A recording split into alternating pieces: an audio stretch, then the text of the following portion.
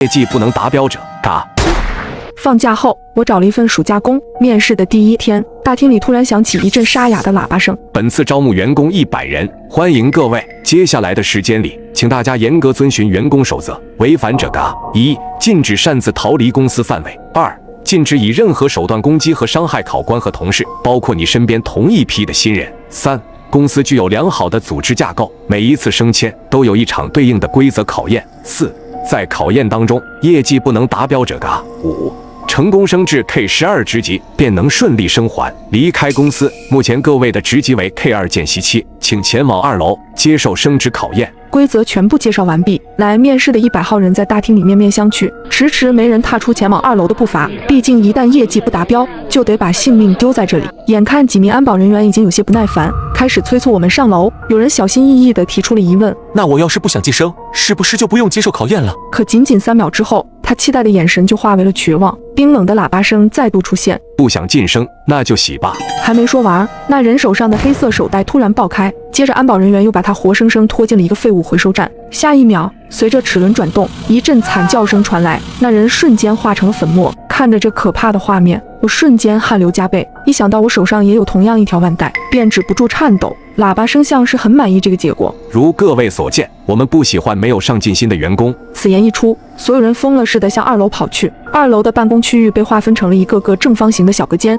每个隔间里仅仅摆着一张桌椅和一台座机电话。一名经理打扮的工作人员早已在此等候多时。欢迎来到2楼销售部，这里是电话销售区，我是这里的考官。在这里，你们只需要做2件事：第一，拿起电话，随意说出一个指令。该环节结束后，进入第2轮，系统将挑出1名员工执行这道指令，这名员工需要严格按照指令要求行动。大家记住，淘汰的人数越多，对剩余人员的升职和存活越有利，所以请尽可能给指令增加难度，嘎掉那个接收命令的人。随着他一声令下，1分钟倒计时正式开始。我拿起手里的电话，顿时有些茫然，该说什么呢？不管我提出任何要求，都将有一位同事在下一轮拼命执行，所以要求越致命越好。但与之对应的是，第2轮的我也将接收到别人传来的命令，这无疑是一个心理博弈的问题。我隔壁几个隔间的人似乎已经开始了行动。请抠掉自己的所有手指甲，请掰断自己的大拇指，请用尽全力把头撞到尖锐的桌角上。一条条指令让我心惊胆战，我都不敢想象第2轮时这里将变成什么样的人间地狱。1分钟并不算长，场上1半多人都已经说完指令，放下了电话。我紧张的左右环顾，脑子里不断闪烁着一幅幅画面，一上来就团灭，恐怕也不是公司想要的结果吧。猛然间，我突然想到了一个巨大的矛盾点，直到最后5秒的提示音响起，我急忙拿起话筒，说出了一条极其简单的指令：举起一次左手。刚把话筒放下，一声脆响紧接着响起，第1轮结束。非常好，99位见习生都顺利布置了指令，没有人拖后腿，我很欣慰。考官笑了笑，他摊开手指了指电话机。如果没有什么异议，我们就要开始第2轮接收指令的环节了。想不想知道自己会收到哪位同事的指令，会被要求做什么样的事情呢？我真是好期待。我宣布第2轮正式开始，请各位拿起手中的电话，听取指令，并严格按照里面的内容做事。待他说完，我深吸一口气，随后接通了电话。听筒里先是传来一股丝丝的电流声，过了许久，才终于听见清晰的人声。这个嗓音非常熟悉，他略有些发颤地对我说：举起一次左手。心里石头落地，那是我自己的声音。与此同时，格子间里已经传来了无数怒骂，懊恼的脏字频频响起。没错，这就是第1关的奥秘，每个人给出的指令在第2轮最终都会回到自己的耳边。规则里只说了指令会传达给某位员工，却并未指明传达的具体方向。可就在我梳理规则的时候，却发现了一丝猫腻。在大厅时，喇叭声提出的总规则里明明就有这么一条：禁止以任何手段攻击和伤害考官和同事，包括你身边同一批的新人。唯一能使2条规则同时实现的条件，就是每个人下发的指令最终都会落到自己的头上。考官的话在误导每一个人，一道道嘶吼声撕心裂肺，在我耳畔此起彼伏，每个人都要为自己的命令买单。我轻轻举起左手，完成了任务，走出销售部，喇叭声再度响起：恭喜各位完成考验，晋升为 K5 专员，目前存活人数33人。接下来，请各位前往5楼集合，迎接第2次晋升考验。这一次的主题是专注与合作。爬上5楼，考官微笑着伸开手：欢迎来到5楼，这里是登记处。按上楼的顺序把我们分成了3人一组，分别领进了11个隔间。之前的喇叭声提到了第2关的主题，带有合作的字眼，因此隔间里的另外2人多半就是我本次的同伴，一个叫青青，一个叫小美。等我们互相介绍完毕，考官的声音也从门外传了进来：各位，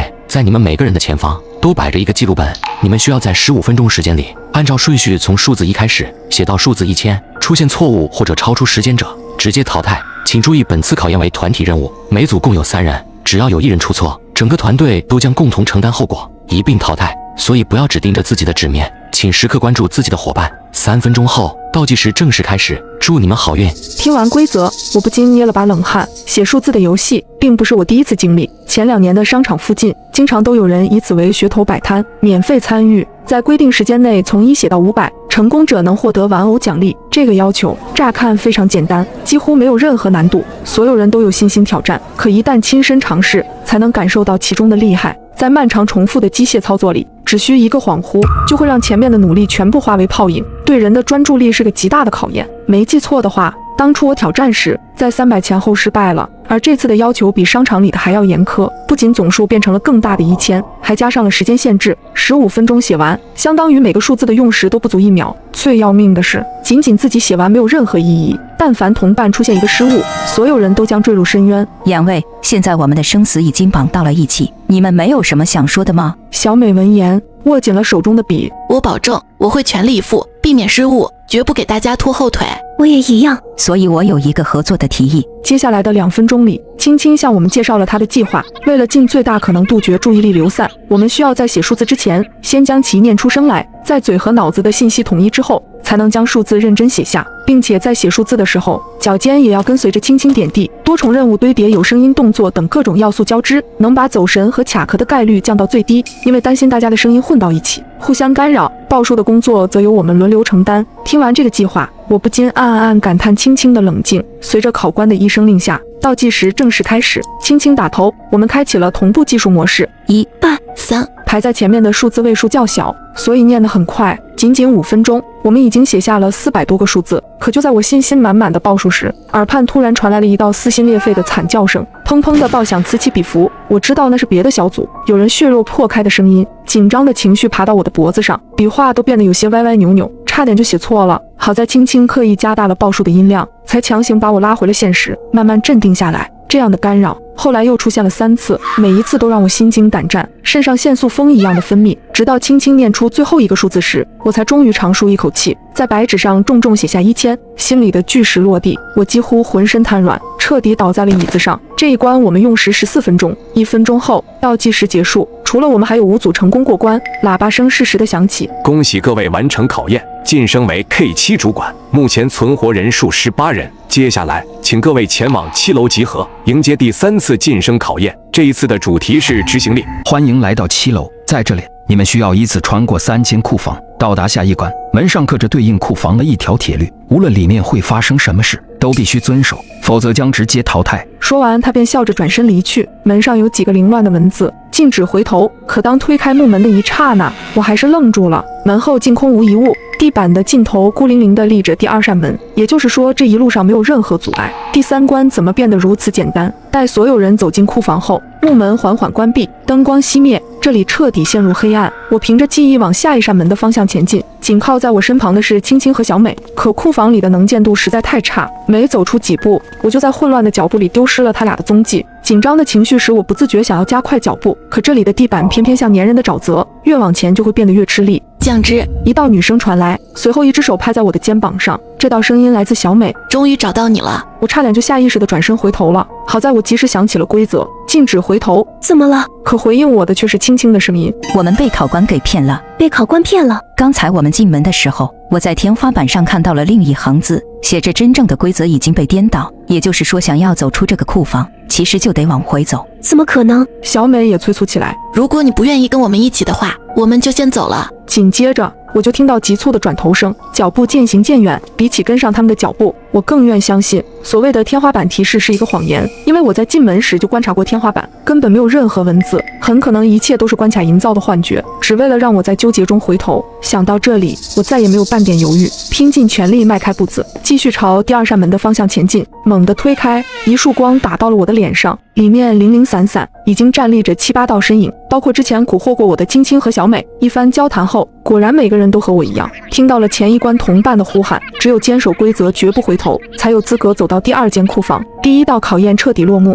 身后的房门浮现出第2条库房铁律：禁止闭眼。这次的考验就要简单粗暴得多。走到一半时，两侧的墙壁突然刺出几十根钢针，直直朝着每个人的双眼飞去，速度极快，难以抵抗。不论摆头还是转身，都没法将它们甩掉。感受着来自尖锐针头的压迫感，每个人都会本能的想要闭眼躲避。可规则摆在眼前，必须克服内心的恐惧。而这些钢针其实并无实体，在接触到眼球的一瞬间就会化成烟。但好在能走到这里的无一不是心智坚定者，这次竟罕见的全员通关。我们一起推开了第3扇门，待大门关闭后，门后写着最后一条库房铁律：禁止行动。看到这条规则，我有点发懵。所有人都只能像木头一样站在原地，那谁能去推开最后一扇门？我急忙把目光转向青青和小美，向2人递出了话：你们有什么头绪吗？2人沉默片刻，给出了相同的回应：没有。时间慢慢流逝，不知不觉，我们竟在库房里站立了接近20分钟，直到过了半小时，库房里才终于出现了变化。一道火光突然从前方燃起，迅速铺开，化作一条横向的火浪，整个库房里的温度都在迅速攀升。这是要烧死我们吗？这恐怕是规则在逼迫我们尽早做出破局的举动。青青解释道。直到火焰终于碰到第1个人，局势骤然大变。他在受到灼烧的第一时间就发出了凄厉的惨叫，不停拍打身体，试图扑灭恐怖的火焰。可这火焰根本不听使唤，偏偏越聚越大。在众目睽睽之下，他慢慢被烤成了焦炭。怎么办？怎么办？眼看着脸上的皮肤都要被烫出孔来，我忍不住低声发问：难道说只能眼睁睁等着被烧死吗？如果非要在淘汰和纵生火海之间选一个，你们会选什么？淘汰的下场一定会死。如果非要选一个的话，我宁愿面对结局未知的火海。既然如此，那我们就坦然面对火海吧。既然他要执行力，那我们就给他执行到底。小美闻言大声地喊道：那就让火焰来得更猛烈些吧。火海很快就烧到了眼前，高温迅速吞噬了我，几乎将我直接融化，浑身的疼痛叠加到一起，仿佛要把我活生生撑到爆炸。但我却不敢有丝毫的动作，只能站在原地静静忍耐这一切。不知道这样的痛苦维持了多久，我终于在滚滚的浓烟里看到了一扇木门，甚至连推门的力气都没有，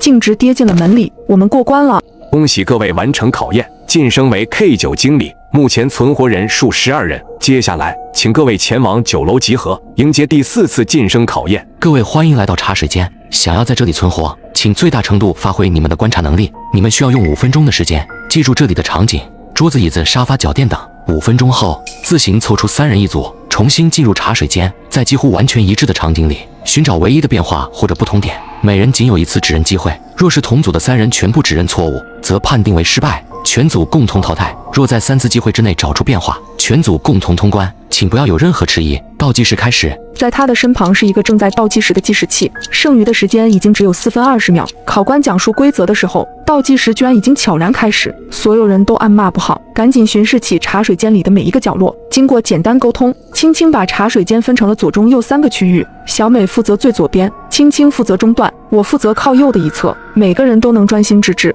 主攻一块较小的范围。接下来的4分钟就是和死神赛跑的时间，10几道身影在茶水间里不停忙碌，看得出来每个人的神色都异常紧张，大家似乎都有自己的方法去记忆身边的画面。好在我们已经提前做好了分区，我可以心无旁骛地对着同一块区域一遍又一遍重复观察，直到4分钟彻底结束。在叮铃的响声里，考官比出了一个请的姿势，我们只能悻悻走出房门。走出茶水间后，考官命令我们自行分组，12人都选择了找曾经同组的伙伴。所有人待定后，考官把第1组人重新领进了茶水间，我们9人则在屋外静静等待。足足等了5分多钟，茶水间的门才终于再次打开，可出来的却只有考官1个人。下一组，所有人都变紧张了。紧接着第2组也被考官带进了屋内，同样的5分钟，同样的等待，走出来的依然只有孤零零1个人。这里面是吃人的魔窟吗？出人意料的是，第3组竟没有重蹈前2组的覆辙，他们仅仅用了3分半的时间，就从茶水间里活着出来了。即使他们的脸上写满了惊讶和后怕，也无疑给了我们不小的信心。这一关虽难，但绝不是无解的死结。随后考官示意轮到我们，怀着忐忑不安的心情，我们一同走进了茶水间。一眼望去，熟悉的布局，熟悉的摆设，熟悉的器具。接下来你们有2分钟时间观察现在的茶水间，寻找出唯一的变化或者说不同点。2分钟结束后，我会通知你们来门口集合。后续的时间里，你们每人有1分钟的时间，指出自己认为的不同点。答对则全员晋级，答错失去机会。3人全都答错，你们就可以把血肉都留在这里了。看着一旁早已开始流逝的倒计时，我不禁暗骂，又是同样的招数，这个考官真是擅长浪费我们的时间。回到茶水间右侧区域，我开始寻找记忆中的每个细微元素。从整体上看，压根看不出2次进入的茶水间有任何区别，所以真正的谜底肯定藏在肉眼难辨的地方。2分钟的时间转瞬即逝，我深吸一口气，最终带着一份白卷走向了门口。即将汇合时，我悄悄凑到青青小美的身边，我这边没有任何发现。我负责的区域也和之前完全一致。听完我们俩的话，小美愣住了，她瞪大眼睛，可是我那边也和之前完全相同。完了，3个人没有一人找出答案。耳畔传来一声细细的轻语1分钟倒计时，你先说。他指了指我的方向，看着他戏谑的笑容，我的脑袋一阵发懵。说什么？怎么说？我什么都没找到啊！接下来的1分钟，我陷入了一片茫然，直到1分钟倒计时结束，无奈之下，我只能随便指着一杯水，水杯里的气泡和上次的不一样。考官闻言哈哈大笑，错了，重新开始倒计时。他指了指青青，轮到你了。漫长的等待了1分钟，他最终和我一样，随便指了个地方。考官的嘲笑声再次响起，哈哈哈，下一个。小美成了我们最后的希望，小美则眯起眼，眼神不停上调，似乎在做最后的挣扎。而我和青青心脏更是几乎都蹦到了嗓子眼。眼看倒计时即将归零，小美微微一笑，我想我已经发现了2次茶水间真正的变化所在。我和青青难以置信地看着小美，不得不说，这一关的谜底藏得非常好，因为真正的答案其实在考官你的身上，你脚上鞋的颜色变了。听到这个答案，考官本来还得意洋洋的笑容突然停止了。其实茶水间里的布置完全是迷惑我们的障眼法，而考官在讲规则时也一直在误导我们，让我们记住这里的场景，桌子、椅子、沙发、脚垫等。其实他自己也是这里的一部分，并且是最容易忽略的那个。听到小美的解释，我和青青恍然大悟，还好多亏了小美，要不然我们就要交代在这了。而这一关也总算是通过了。之后我们6人来到顶楼迎接最后一次挑战。恭喜6位来到最终挑战环节，现在你们每个人面前都有一个盒子，请你们先打开。我们6人相互对视一眼，似乎都有点好奇，怀着忐忑与不安，我第一个打开了盒子。这是什么？奖励吗？在听到我的惊讶声音后，其余几人也纷纷打开了盒子，发现里面装的都是一个带有小人图案的糖饼和一根绣花针。一时间，每个人脸上都写着一个大大的问号。这时考官笑着解释道，要想成为真正的总经理，必须要具备足够的个人能力，而这一轮的考验也很简单，你们每个人手中都有一个糖饼和一根绣花针，只要你们用绣花针把糖饼上的图案雕刻下来，你们就可以升到 K12职级。在此期间，你们不允许交流，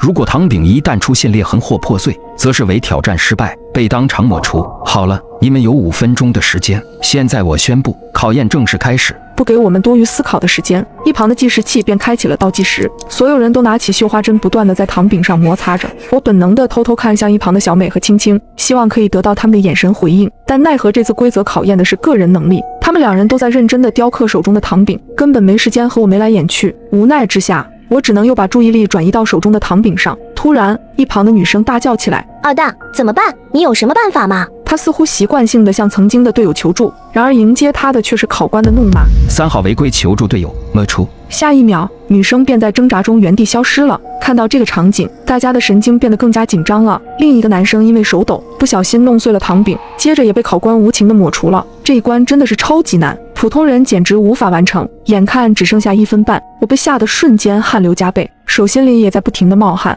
而隔壁小组仅剩的一个女孩举着雕刻下来的小人让考官检验。考官左看右看，笑呵呵地说道：“小人雕刻的不完整，缺少了一个角，你这是在投机取巧，失败。”听完，女孩瞬间脸色大变，还没等她解释，就被再次抹除得干干净净。时间只剩下59秒了，我手中的糖饼还纹丝未动。经过慎重的考虑，我决定躺平放弃。可就在这时，我却发现手中的糖饼居然被汗水融化了，并且变薄了很多。我灵机一动，看来老天还不想让我玩完，只要将糖饼软化变薄，雕刻下小人的成功率将大大增加。于是我便伸出舌头开始舔舐糖饼。本来也打算放弃的青青和小美，在看到我的举动之后，瞬间反应过来，也有模有样的舔了起来。在糖饼软化到差不多的时候，我用针轻轻一挑，小人很快便脱落了下来。就这样，在时间仅剩5秒的时候，我们3人全部成功完成了挑战。恭喜3位完成了最后的挑战，现在你们自由了。突然一道亮光袭来，等我们再次睁开眼，已经在公司大楼外面了。一旁的护士告诉我们，